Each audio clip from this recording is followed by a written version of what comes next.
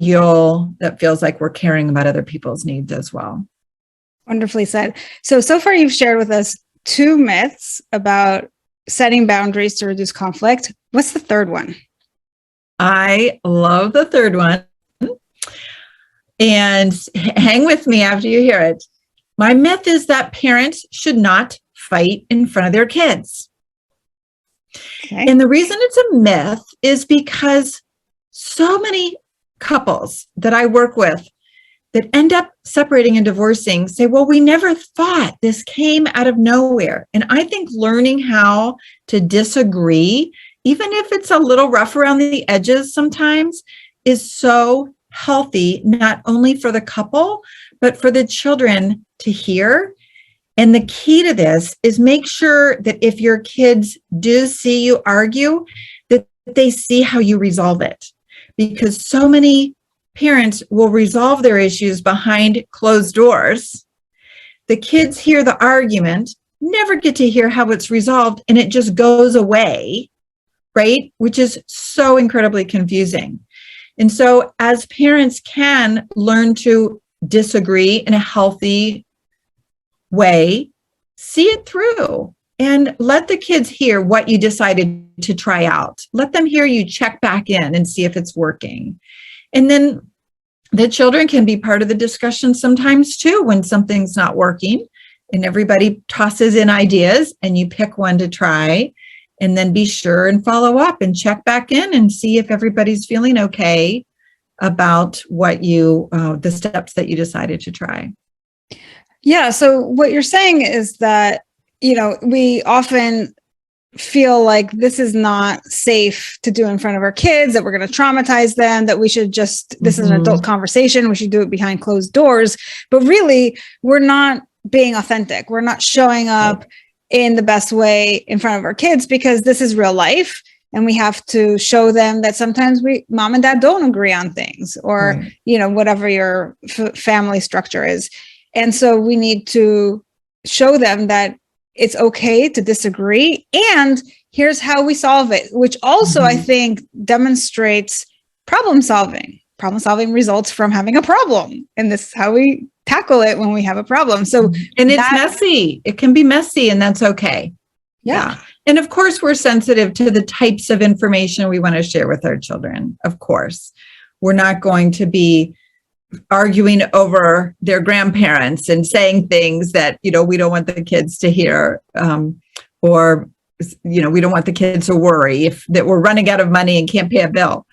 But definitely there are topics, especially if we feel dismissed or if we feel like we had a need that didn't get met, and we are willing to speak up about it and work out a way to resolve it.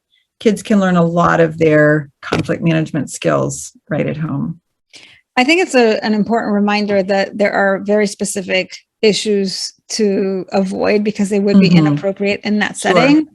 And so I think if we were to condense it, we would probably say that it's issues that are associated with you, that have to do with your feelings as opposed to your finances or your relatives or other people, right? It has to do with how you feel, what you think, like things that have to do with you personally, and how you share that information, and how, especially as we're talking about conflict, it's between, let's say, you and your spouse or you and your child, that you need to talk this out. And how this might be really relevant in the corporate setting, I think, is that sometimes you might be in a meeting and, typically we talk about how in these organizations, there is a mom and a dad figure, right? And those tend to be the people who are leading you, and that it's okay for them to have a disagreement as long as they do it professionally and they're focused on solving the problem. As you talk about, it's about the resolution,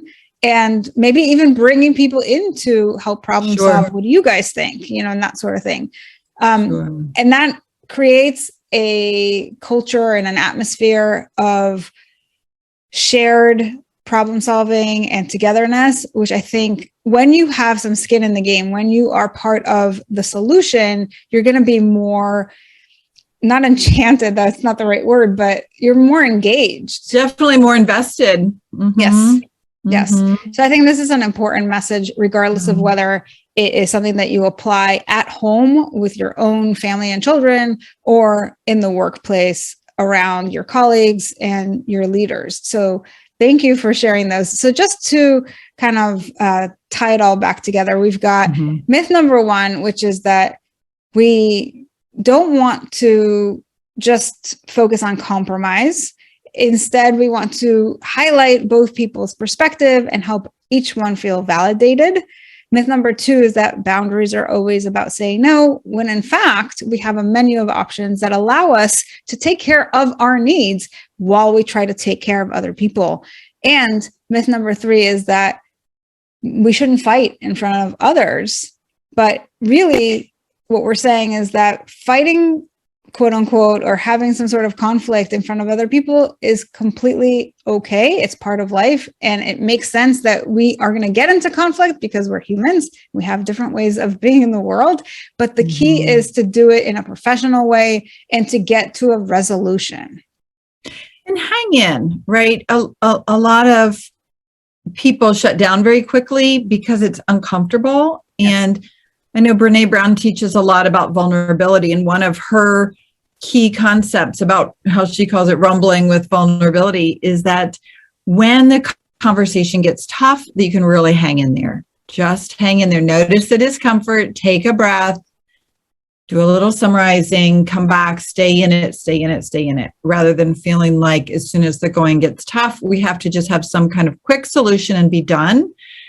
And it really does teach us. Matter of fact, one thing I love to share this with anyone, is to really practice doing uncomfortable things every day and building that muscle of noticing that when something's uncomfortable, we can keep moving. We can keep moving through it, take small steps, keep going rather than shutting down or running the other way, and learning to tolerate discomfort and see the creativity that can come from discomfort, and trying to resolve things in some kind of new or, experimental way, rather than feeling like everything is just to the extreme this way or that way.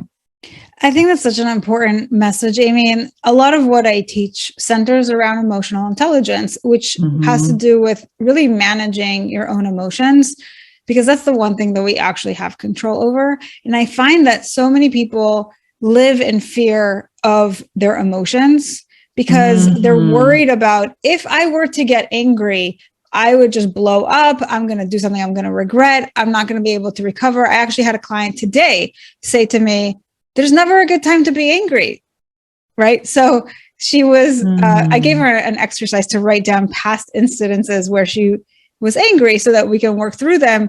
And she had a hard time with the assignment because she was worried if I was going to revisit these in my mind, I would get all worked up and then I wouldn't know how to bring myself back. Right. And it's just never a good time. Great exercise. Yeah. So I think I definitely was that person that was afraid to feel anything scary, let alone anything angry, because I definitely thought it was going to swallow me whole. Yeah, I think that's very, very common experience.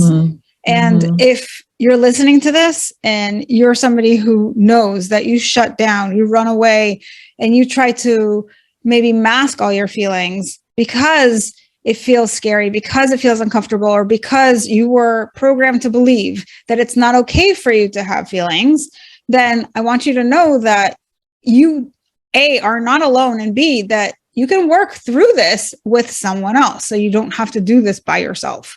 That's such an important message for people, because that's the one thing that's going to help you tremendously grow.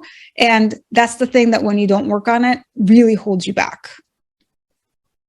So Amy, thank you for sharing all of your tips and strategies. I love all the concrete examples that people can run with, which is great. I'm going to put all those in the show notes.